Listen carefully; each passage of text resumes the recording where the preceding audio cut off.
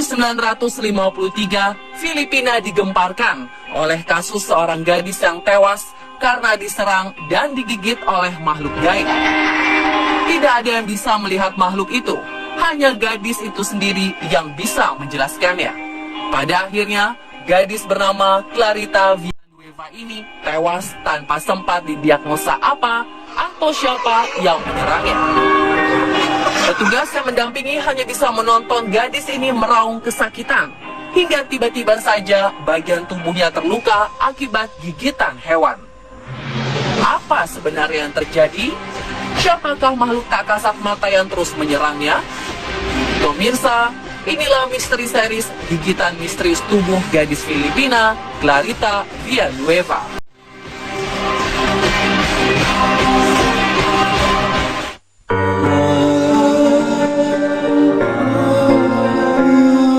Mei 1953, kepolisian Manila menangkap seorang gadis gelandangan bernama Clarita Villanueva.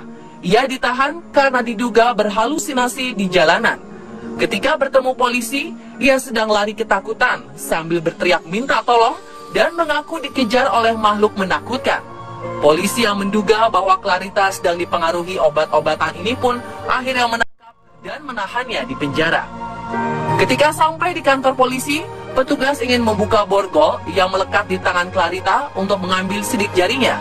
Tetapi Clarita kembali meronta dan tetap mengaku bahwa makhluk yang menyerangnya tadi kini ada di ruangan petugas polisi. Yang terjadi selanjutnya adalah tubuh gadis ini terhempas ke lantai lalu pingsan. Ketika polisi ingin membantunya, sang gadis tiba-tiba ketakutan lagi dan polisi melihat ada bekas gigitan di bahu gadis itu. Dari manakah asal gigitan ini? Yang mengejutkan, bekas gigitan tersebut terlihat sangat segar dan mengeluarkan darah. Polisi yang tadinya menduga Clarita berhalusinasi ini pun terheran-heran melihat fenomena ini. Seseorang yang dipengaruhi oleh obat-obatan terlarang memang wajar ingin menyakiti dirinya sendiri. Namun menggigit bahunya sendiri adalah hal yang mustahil dilakukan.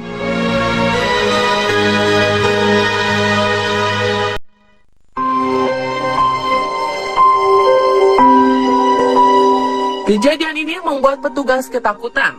Mayor Arsenio Lacson yang menangani kasus ini pun memanggil seorang petugas kesehatan untuk memeriksa Clarita. Mariano Lara yang ditugaskan untuk mengobservasi Clarita datang dan berusaha mendekati Clarita untuk mengetahui penyebab kejadian yang menimpa gadis malang itu. Ketika Lacson dan Lara berada di ruangan tempat Clarita ditahan, Clarita tiba-tiba menggeliat dan tertawa. Bahwa makhluk yang menghantuinya itu sedang menggelitiki tubuhnya. Menurut laporan Mayor Arsenio Lacson, dia sedang memegangi telapak tangan Clarita ketika makhluk gaib yang diceritakan gadis ini menggigitnya. Kemudian muncullah bekas gigitan di jari telunjuk Clarita. Dari penglihatannya sendiri, ia menilai bekas gigitan tersebut muncul secara gaib, bukan hasil penyiksaan diri sendiri. Lara yang tidak percaya dengan tahayul pun akhirnya merasa ketakutan dan pucat menyaksikan kejadian itu secara langsung di depan matanya. Foto Clarita yang sedang merintih dan dipegangi oleh petugas kepolisian dan ahli medis pun menyebar di surat kabar. Pasca penyerangan tak kasat mata ini, Clarita disuruh menggambarkan wujud makhluk gaib yang menyerangnya. Namun ketika Clarita mulai memegang pensil untuk menggambar, pensil tersebut mendadak terbang. Lacson yang berada di lokasi kejadian menyaksikan langsung sebuah bayangan datang menyambar pensil dan menghilang dengan cepat. Lacson menyadari hal itu. Sang mayor berencana meminta uskup agung untuk melakukan pengusiran makhluk halus yang menghantui Clarita.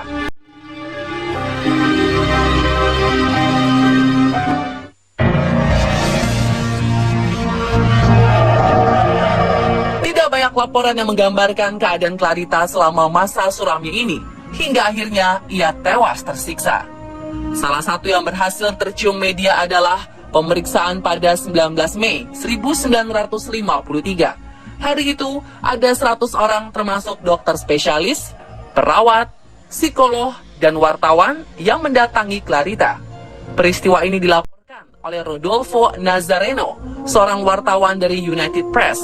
Dia melaporkan bahwa Clarita sedang mengalami kerasukan. Saat itu hadir juga Dr. Zakire dan Dr. Goduko dari Pusat Kesehatan Mental di Filipina. Ketika Clarita mengalami trans, Dr. Zakire menusukkan jarum ke tubuh Clarita, namun ia tidak merespon. Setelah itu, Clarita bercerita kepada Dr. Goduko bahwa ia sedang dihukum oleh sesosok makhluk bertubuh gelap dan sangat besar. Clarita mengetahui hal ini dari seorang pria yang rupanya tampan, sekaligus sebagai sosok makhluk khayalan gadis malang ini. Dari pertemuan ini, kedua dokter tersebut menganalisa bahwa Clarita mengalami gangguan saraf yang disebut histeria psikoneurosis. Gangguan ini menyebabkan hilangnya kontrol tubuh.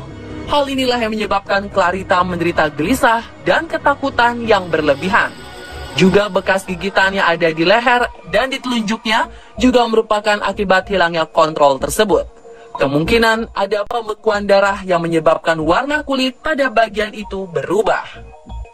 Dari analisis ini, kedua dokter mengaku bisa menyembuhkan Clarita jika diberi kesempatan lebih lama lagi mengobservasi gadis malang ini.